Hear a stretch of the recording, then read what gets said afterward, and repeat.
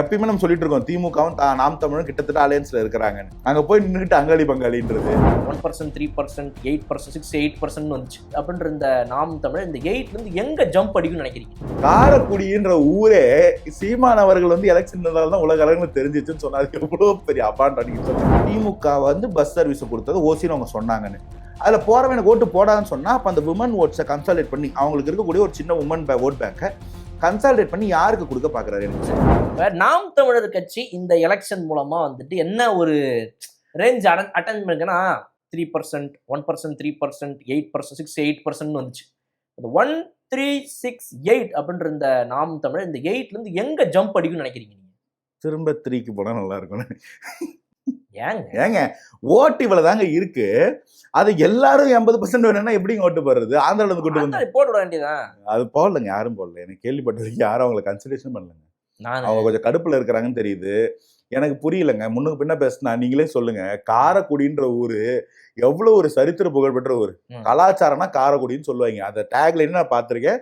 காரைக்குடிக்கு நம்ம எல்லாரும் ரெகுலரா போறது, பிள்ளையார்பட்டிக்கெல்லாம் போறதெல்லாம் உண்டு. காரைக்குடின்ற ஊரே சீமானவர்கள் வந்து எலெக்ஷன் தான் உலக அளவுக்கு தெரிஞ்சிச்சுன்னு சொன்னாது எவ்வளவு பெரிய அபாண்ட் நீங்க சொல்லுங்க. ஒரு லெஜெண்ட் வந்து நிக்கும்போது கொஞ்சம் அந்த ஃபேஸ் வேல்யூக்காக மாறும்ல. ஏங்க காரைக்குடியே இப்பதான் வெளில தெரியும். அப்ப என்னங்க அர்த்தம்? ஏங்க அந்த ஊர் சாப்பாடு எவ்வளவு பிரசித்தி. ஜியோ டேக்குங்க அந்த ஊர்ல இருக்கிற பல விஷயம் ஜிஐ டேக்கான ஊருங்க. அதெல்லாம் ஒரு ஆடட் வேல்யூ வச்சுக்கலாமா? ஏங்க அவர் எப்படி சொன்னாரு பாருங்களேன். காரைக்குடின்னு ஒரு ஊரே தெரியாது யாருக்கும். நான் இன்னொன்னு உலக தமிழர்களுக்கு பொத்தமே காரைக்குடி சேர்ந்துருச்சு. என்னதாங்க அப்ப திருவெற்றியூர் போன வருஷம் நின்னாரு. போன 21 தேர்தல் எங்க நின்னாரு? இங்க திருவெற்றூர்ல தான் நின்னாரு. திருவெற்றூர்ல என்ன மாற்றம் வந்துச்சு? என்ன சொல்லுங்க, என்ன மாற்றம் வந்துருச்சா? அதெல்லாம் வருது. என்ன உலகத்துக்கு ஃபுல்லா தெரிஞ்சிருச்சு இப்ப திருவெற்றூர் இருக்கிறது. திருவெற்றூருக்கு மொத்த உலகம் எடுத்துறாங்க டூர் கிளம்பி வந்துட்டாங்களா? சொல்லுங்க. அது எவ்வளவு பேர். அந்த செட்டிநாடு டூரிசமே ஒரு பெரிய அது தனி ஹப்புங்க. அது செட்டிநாடு டூரிசம் தனி ஹப். அந்த ஃபுட்டுக்காகவே அங்க போறவங்களா இருக்காங்க. அது எல்லாத்தையும் ஒரே நாள் அசிங்கப்படுத்தி போட்டா எப்படிங்க ஓட்டு போடுவாங்க ஊருக்கார? கடுப்பா மாட்டாங்க. இதெல்லாம் முன்னாடியே பேசி வர அந்த சில ஓட்டையும் நான் கெடுக்கூடாத பத்தி பேசவே. இது என்ன நியாயம்? எப்பயுமே நம்ம சொல்லிட்டு இருக்கோம் திமுகவும் நாம் தமிழும் கிட்டத்தட்ட அலையன்ஸ்ல இருக்கிறாங்கன்னு. அங்க போய் நின்றுட்டு அங்காளி பங்காளின்றது, ஏன் ஓட்டெல்லாம் அவனுக்கு போடுன்றது, ஓசி பஸ்ல போறவங்களே எனக்கு ஓட்டு போடாதுன்னு சீமானா ஒரு ப்ரொக்ளைம் பண்றது. என் கேள்வி என்னன்னா, ஓசி பஸ்ன்ற டேக்லைன் என்ன சொல்லுது? மக்களை ட்ரிகர் பண்ற டேக்லைன். அது எதுக்கு? திமுக வந்து பஸ் சர்வீஸ் கொடுத்தது ஓசின்னு அவங்க சொன்னாங்கன்னு. அதுல போறவனுக்கு ஓட்டு போடாதுன்னு சொன்னா அப்ப அந்த விமன் ஓட்ஸை கன்சால்டேட் பண்ணி அவங்களுக்கு இருக்கக்கூடிய ஒரு சின்ன உமன் ஓட் பேங்கை கன்சால்டேட் பண்ணி யாருக்கு கொடுக்க பாக்குறாரு? எனக்கு சொல்லுங்க. சரி, அது வந்து இப்போ ஏதோ மாறி போச்சு. ஆனா கடைசியில என்ன பண்ணாரு? வாக்கு 4 அதுமா வந்து அதெல்லாம் பழசு முடிஞ்சு போச்சு. வாக்கு கேட்கற நேரம் முடிஞ்சு போச்சு. இப்ப எல்லாரும் நம்ம ஒண்ணு அப்படின்னு சொல்லி டாக்டர் பிரபுவை அதுதாங்க சீமான். இல்ல, நான் அதை மதிக்கிறேன். நான் அந்த இடத்த மதிக்கிறேன். இது வந்து நானே கூட இடத்துல அந்த மாதிரி பேசியிருக்கேன். ஏன்னா வந்து இது வந்து நம்ம வந்து அரசியலை தாண்டினா வந்து ஒரு மரியாதை இருக்கணும். அந்த ஒரு விஷயத்தெல்லாம் நான் வந்து எப்பயுமே யாருக்கும் விட்டு கொடுக்க மாட்டேன். அது ஒரு பண்ணாரா நான் மதிக்கிறேன். அப்புறம் சாட்டையோட முகத்தை பாத்தீங்களா?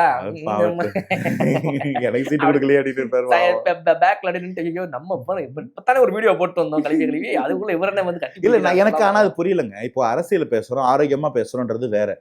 அந்த இடத்துல இறங்கி தரம் தாழ்ந்து பேசுறதுல அது ஒரு தைரியம் தப்பு இல்ல. அது ஒரு 50 ஓட்டு போகாதா? அதான் அவங்களுக்கு பர்சனல் லைஃப் அப்படி போய் தான் ஓட்டு போயிருச்சு. இப்போ ஏன் இங்க இல்ல அங்க போகாது.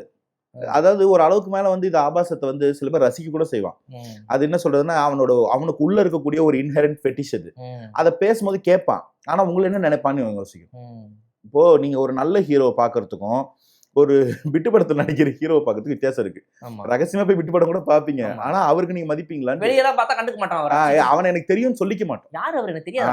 அதுதான் அவ்வளவுதான். அதுதான் ஓட்டு.